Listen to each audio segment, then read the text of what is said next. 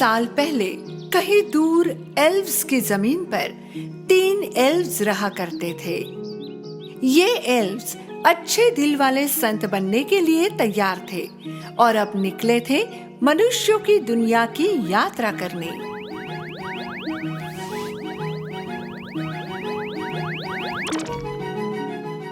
हमारा कर्तव्य हमारा इंतजार कर रहा है दोस्तों।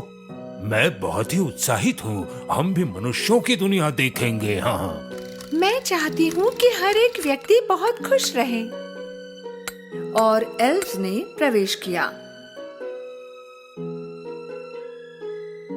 एक पुराने घर में एक बूढ़ा आदमी और उसकी पत्नी रहा करते थे। बूढ़े आदमी ने अपने घर की कार्यशाला में जूते बनाकर घर चलाया था और कभी-कभी उसने पुराने जूतों की मरम्मत भी की। जूते वाला कमाए हुए पैसों से नए जूते बनाने के लिए एक चमड़ा खरीद कर लाता था। एक दिन उसने अपने कमाए हुए पैसों से चमड़े खरीदे और वो घर पहुंचा। उसने जो चमड़ा खरीदा था वो जूते की एक जोड़ी बनाने के लिए पर्याप्त था। उसने टेबल पर चमड़े के टुकड़े को छोड़कर कमरे को बंद कर दिया और अपने शयन कक्ष में चला गया।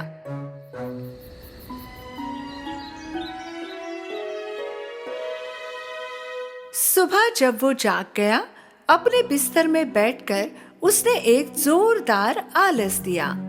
उसने जूते के प्रकार के बारे में सोचा जो वो बनाने जा रहा था और हर सुबह की तरह उसने नाश्ता खाया जो पत्नी ने बनाया था। डियर, आपका बहुत बहुत शुक्रिया। मुझे अब काम पर चलना चाहिए। आज मैं बहुत ही अच्छे जूते बनाऊंगा। कल रात आपने जूते की एक जोड़ी बनाई।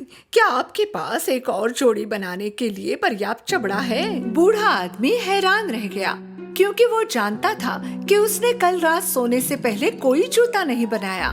इसलिए बूढ़ा आदमी जल्दी से अपनी कार्यशाला में भाग गया। उसकी पत्नी भी उसके पीछे गई। जैसे ही उसने दरवाजा खोला तो क्या देखता है, चमड़े का टुकड़ा जो उसने रात को सोने से पहले टेबल पर छोड़ा था वो अब बहुत सुंदर जूते में बदल गया था। जूते वाले की आंखें ये देखकर फटी की फटी रह गई। मैंने ये जूते कब बनाए मुझे याद नहीं आ रहा। मुझे लगता है मैं सच में बूढ़ा हो गया हूँ। जूते इतने सुंदर थे कि जूते वाले ने उन्हें तुरंत खिड़की के सामने रखा और ग्राहक का इंतजार करने लगा। कुछ ही समय में एक अमीर दिखने वाले ग्राहक ने खिड़की से जूते को देखा और अंदर आया। सुप्रभात, मैं खिड़की के सामने रखी जूतों की जोड़ी खरीदना चाहता हूँ। उसकी कीमत चाहे कितनी भी हो। मैंने आज तक इतने सुंदर जूते कभी नहीं देखे। बड़ी खुशी से बूढ़े आदमी ने जूते की जोड़ी बेची और उसने उसकी सही कीमत से ज्यादा कुछ नहीं मांगा। इस बार जूते वाला जूते के 2 जोड़े के लिए चमड़े लेने बाजार जा रहा था और फिर उसने टेबल पर चमड़े को छोड़ दिया और कमरे में चारों ओर घूम आया। चमड़े के टुकड़े पर एक नजर और डाली और बिस्तर पर चला गया। जैसे ही वो जाग उठा, वो सीधे अपने वर्कशॉप में गया। इस बार अद्भुत जूते के 2 जोड़े टेबल पर थे। इस बार फिर जूते वाला बहुत खुश था। उसने जूतों को खिड़की के सामने रखा। उसी दिन उसने जूते के दोनों जोड़े बहुत अच्छी कीमत में बेच दिए और वो फिर से और अधिक चमड़े खरीदने के लिए चला गया। मन ही मन वो सोच रहा था कि जूते के ये सुंदर जोड़े कौन बना रहा है। उसने चमड़े को मेज पर रखा और अपने कमरे में गया।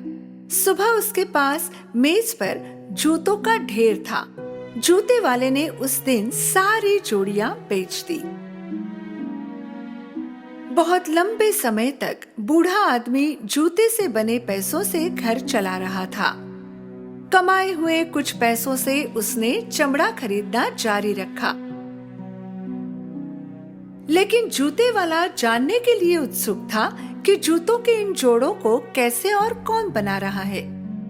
आखिर एक रात उन्होंने अपनी कार्यशाला की कोठरी में छिपने का फैसला किया और पता लगा ही लिया कि जूते कौन बना रहा है। आज रात मैं जूते बनाने वालों को ढूंढ कर ही रहूंगा। मध्य रात्रि के समय कार्यशाला की खिड़की खोली गई और एल्व्स ने प्रवेश किया। एल्व्स में से एक गलती से फूलदान पर कूद गया। शोर सुनकर बूढ़ा आदमी अपनी जगह से बाहर कूद गया।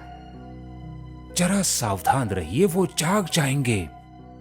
जब बूढ़े आदमी ने दरवाजे को धक्का दिया और चुपके से बाहर आया तो वो अपनी आंखों पर विश्वास नहीं कर सका।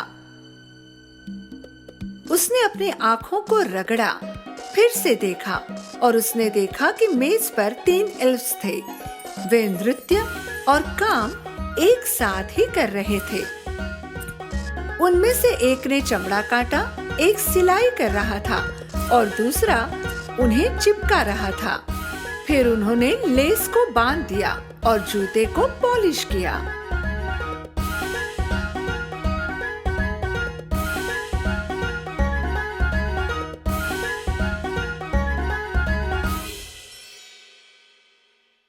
एल्व्स इतनी तेजी से काम कर रहे थे कि पलक झपकते ही टेबल पर जूतों के अनगिनत जोड़ थे। वो सब सुंदर है। चलो किसी के जागने से पहले निकल जाते हैं। जैसे ही वे आए थे वैसे ही एल्व्स चले गए, हंसते खेलते नृत्य करते करते। जूते वाला अपनी छिपी हुई जगह से बाहर आया। वो अपनी पत्नी के पास भागते हुए गया और जो कुछ हुआ उसे बताया। स्वाभाविक है, उसकी पत्नी ने जो सुना उस पर उसे विश्वास नहीं हुआ। लेकिन जब उसने टेबल पर रखे जूतों के अनगिनत जोड़ों को देखा, उसे पता था कि उसका पति एक रात में इतने जूते नहीं बना सकता। एल्व्स ने जो भी किया उसके लिए उन्हें धन्यवाद देने की बात पर दोनों सहमत हुए। अगले दिन पुराने जूते वाले की पत्नी ने दावत तैयार की।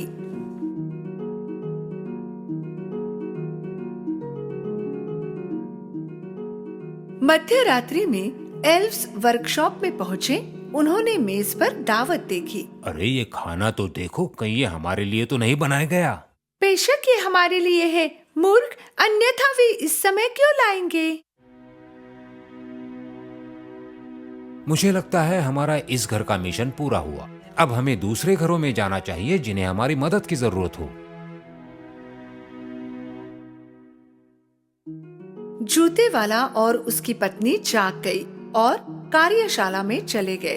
उन्होंने जो खाना छोड़ा था उसकी जगह पर उन्होंने चमकदार जूतों का ढेर देखा। उस दिन के बाद एल्व्स कभी वापस नहीं आए। बूढ़े जूते वाले और उनकी पत्नी ने अपने शेष जीवन के लिए पर्याप्त पैसे प्राप्त कर लिए थे। जूते वाले ने सोचा कि इतने सालों की मेहनत के बाद उसे ये अवार्ड मिला है। यही कारण है कि उसने जूते बनाना कभी बंद नहीं किया। और जब उन्होंने छोटे एल्व्स के बारे में सोचा, वो हमेशा उनके लिए कृतज्ञ और आभारी थे।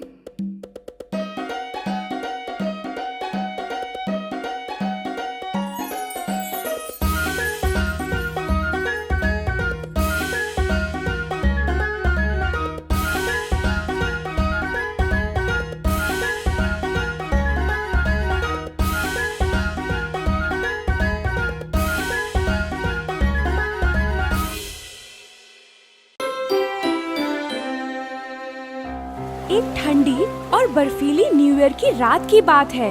लोग अपने कोट, ग्लव्स और स्कार्फ्स पहन के आना जाना कर रहे थे।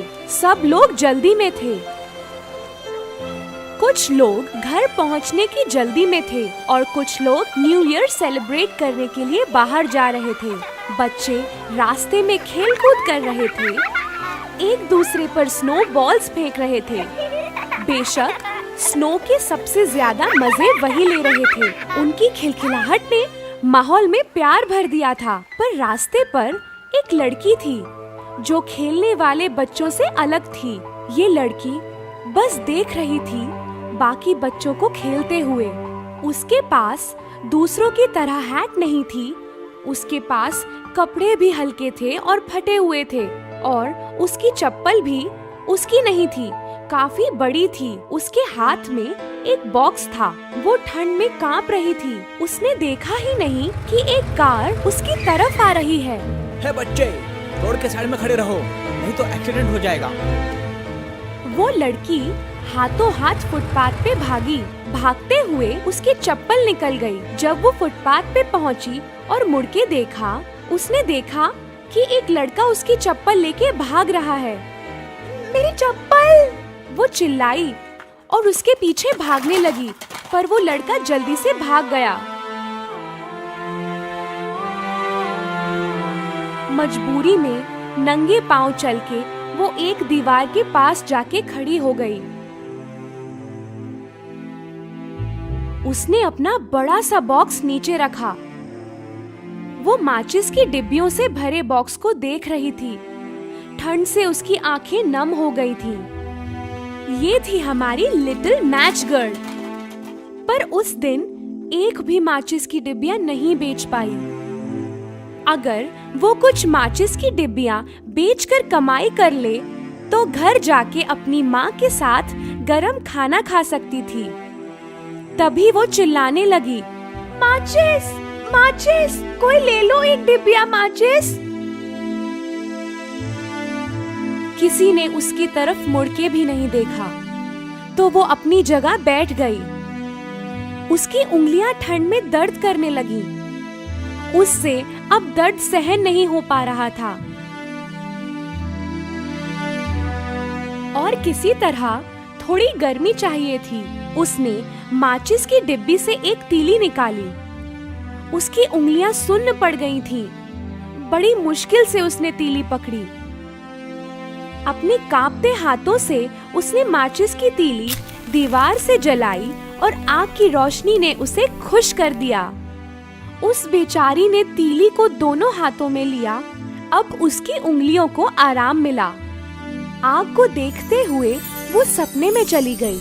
उसने अपने आप को एक जलते हुए स्टोव के सामने पाया। वो एक बड़े से स्टोव के आगे एक सुंदर से कमरे में बैठी हुई थी। उसने एक गरम स्वेटर, फर के बूट्स और सर पर गरम टोपी पहने हुए थे।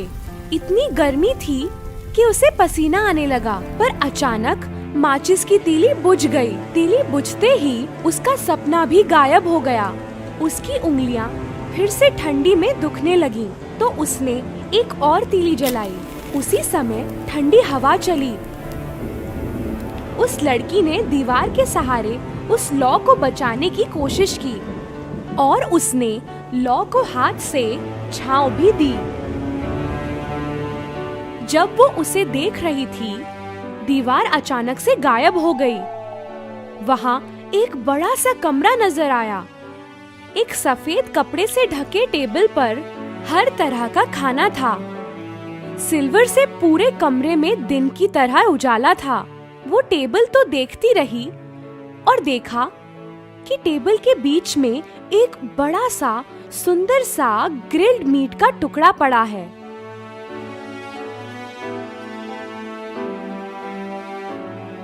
उसने एकदम से एक पीस लिया और अपने मुंह में डाल लिया और उसकी भूख खत्म हो गई। वो एक और टुकड़ा लेना चाहती थी मीट का। वो लेने लगी, मगर माचिस की तीली जो उसके हाथ में थी वो बहुत जल्दी बुझ गई। बेचारी लड़की का हाथ जल गया। और उसने वो तीली फेंक दी। जैसे ही उसने तीली फेंकी और दीवार फिर से आ गई। लिटिल मैच गर्ल ने एक और तीली जलाई। अब की बार उसे और भी बड़ा सा सपना दिखा।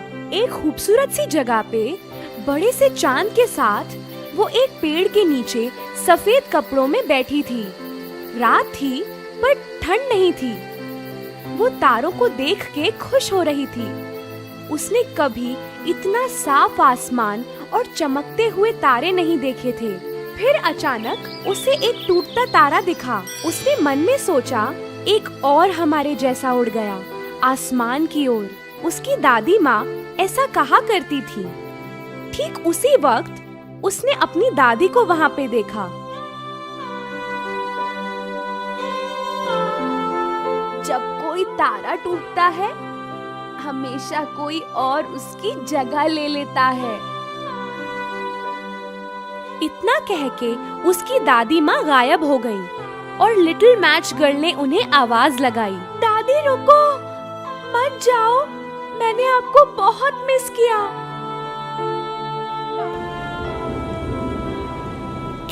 अपनी दादी को फिर से एक बार देखने के लिए उसने एक माचिस की तीली जलाई।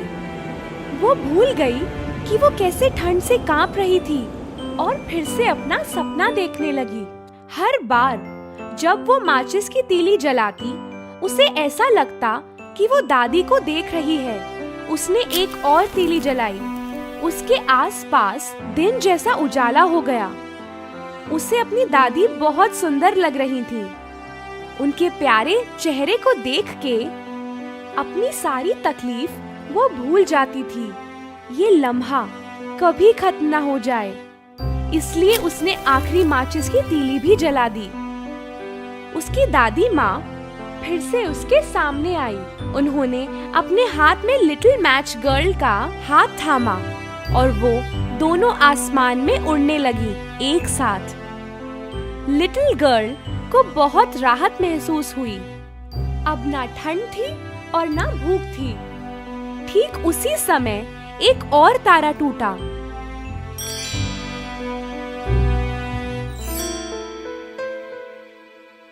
सुबह लोग जब रास्ते से गुजर रहे थे, उन्होंने लिटिल मैच गर्ल को दीवार के सहारे बैठा देखा।